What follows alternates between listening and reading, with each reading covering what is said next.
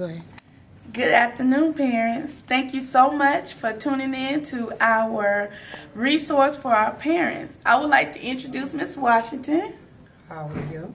I'm doing good. Miss Washington has worked in the child care field for several years, and she's going to expound on how parents can recognize their child's talents and abilities. Miss Washington, thank you so much for coming on and talking with us today. You're much welcome. Thank you. One of the questions that I wanted to ask Miss Washington was, what age do children begin developing their personalities? Well, through my experience and observations down through the years, I believe that children begin to develop in their mother's womb. Oh, that's awesome. And why I say that, their personalities, when they come out into the world, they have their own personality. Where there are siblings and whatnot, they are not all the same just because they are in the same family. And you should recognize that. That's by really paying a whole lot of attention to that particular child. Not trying to put it in a box because you're in this family, you got to do everything like the other one. You have to do the individual and the individual, thing with that particular child, because that's a one human being, and we cannot put them all in one box. That's good. Now, I believe that children begin developing their personalities before birth, drawing from the mother's actions. Wow. Can I elaborate on that a little bit, Ms. Washington? Yes. Did you hear that, parents? What we do during the pregnancy is one of the factors that goes into the children's personality. Right. From the frame of mind that the mother is in. All right. And her ability to nurture, to show love by singing, talking to that child within the womb, and playing music softly. That's it. And etc. There's so many things that we can do, and make a determination of how your child's personality will come out. That's so awesome. Miss Washington, I wanted you to just take a few minutes and explain why this is so real to you. Tell us a little bit about yourself. Okay. Well, I have the experience of being a mother of 7 that lived. I had a few more. And also, I raised one of my grandchildren from childhood. And each one had their own personality, and I recognized it. And I build upon what I saw. And this is what parents should be willing to do. Right. You have to study your child. Right. And see where they're coming from. And also, when their child is born, you are to keep up this way of dealing with that one individual and do appropriate things with that child. Find out what that child is about. Help them to nurture, grow in whatever you see in that child. That's it. And that's what I feel. You know, that's awesome. I like one of the key points you made. You have to study your children. Yes. You have to see what interests your children. That requires spending time with each individual child. Right. You can spend time together, but you also want to spend time individually with the children. In early childhood care and education, especially at Rebecca Academy, that's one of the main characteristics that we want for our children to know, is that they have an individual place here at the center, that they have their own cubby, their own name, their own chair, everything that belongs to them. We want them to know they are individual. And that's so important at home, parents. Be sure that you provide individual space for the kids. Be sure that you provide individual material, individual time with each child. That's a perfect way to recognize your child's talents and abilities. And you know, another thing that we as parents should do is to motivate our children. We want to begin to motivate our children to go for those dreams and goals that they have. If you see they have a drawing talent, we want to encourage them to draw. Stop by the Dollar Tree here in Brunswick. Pick up some drawing material, crayons, markers. That is a way to introduce them to even more of what they're used to doing, by saying that I believe in what you're doing. I'm a part of your early learning. And so, Ms. Washington, talk about the dedication that it takes and the motivation that it takes for parents to encourage their children.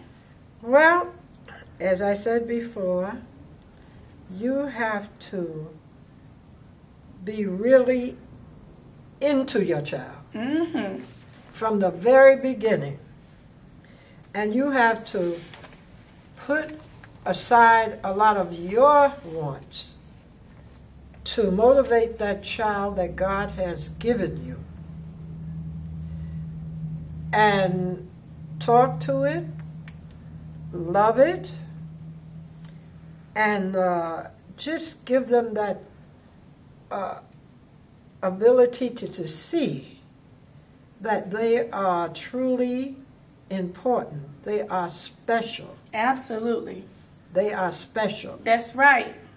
And I say there's a lot of ways, the proper ways to encourage self-motivation is show them how something is done.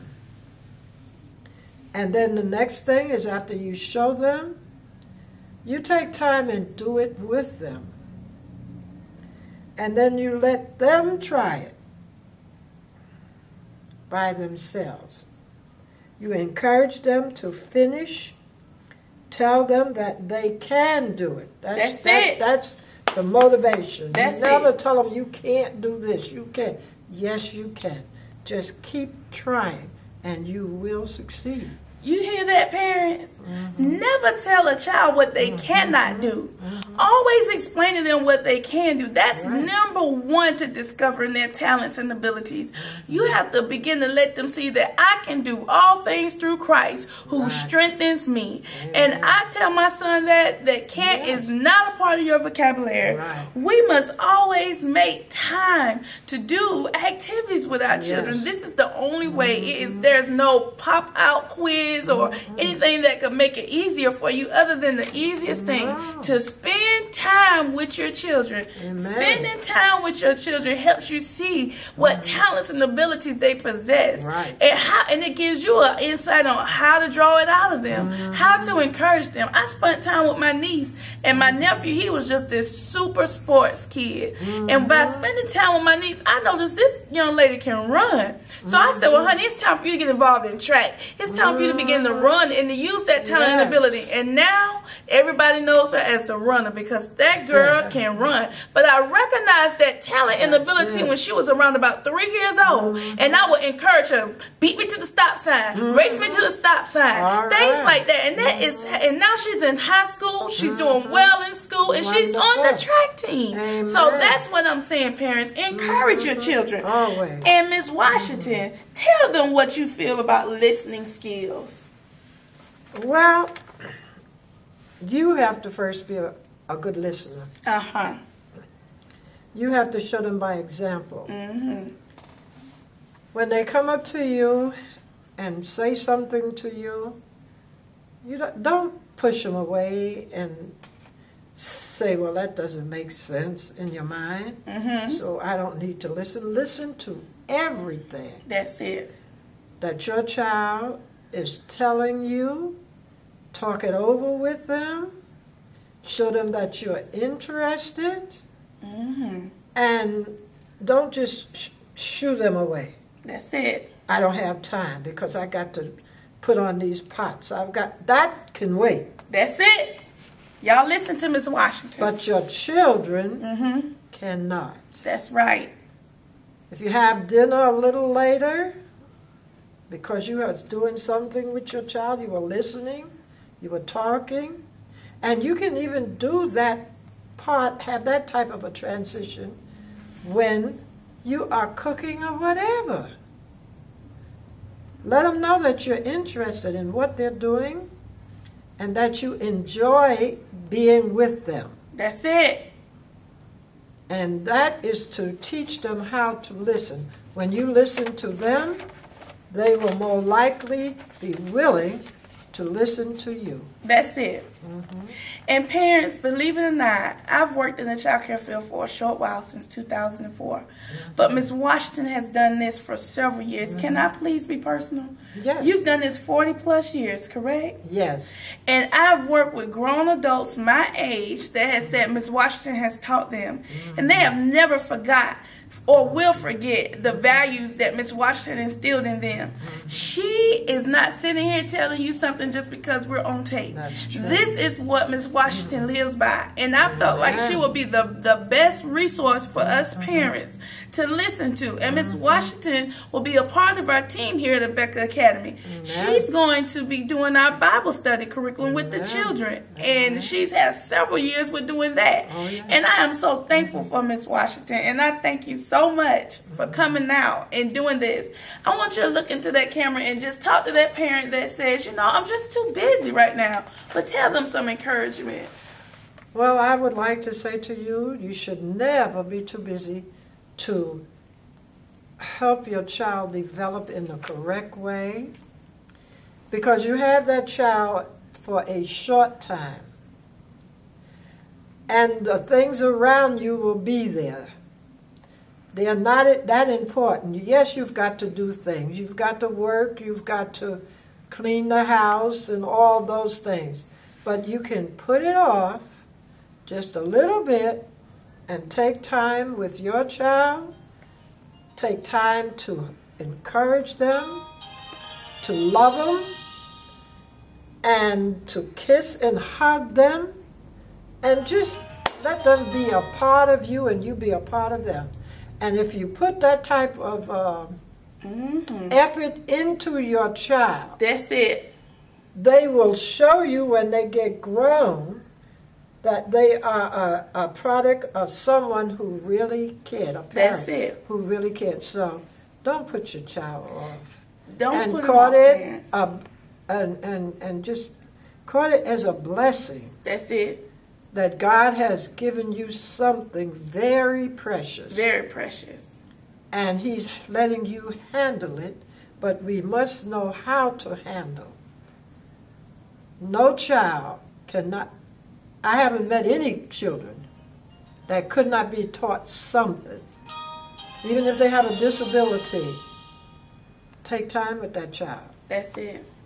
Don't tell them that you're not going to do anything. I had a little boy one time that came to me. His name was Ronald.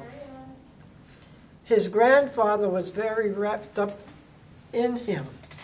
Andrea? And his grandfather was very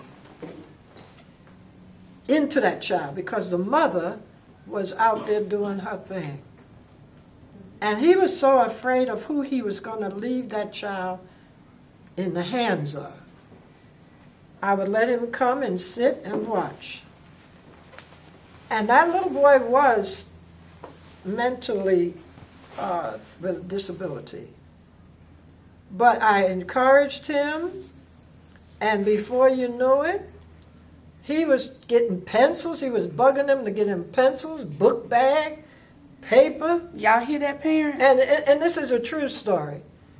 And I never told him that, no, you don't need that. I said, that's yeah, right. go on, Ronald. That's right. And when he brought me what he brought me, because it was the best that he could do, I gave him encouragement. And this is what we ought to do with our kids. Well, thank you so much, parents, for taking your time out to view this video. And we know that it will be a blessing to you and your home. Again, remember that you are your child's resource to discover their talents and abilities. Thank you and have a great day. Thank you.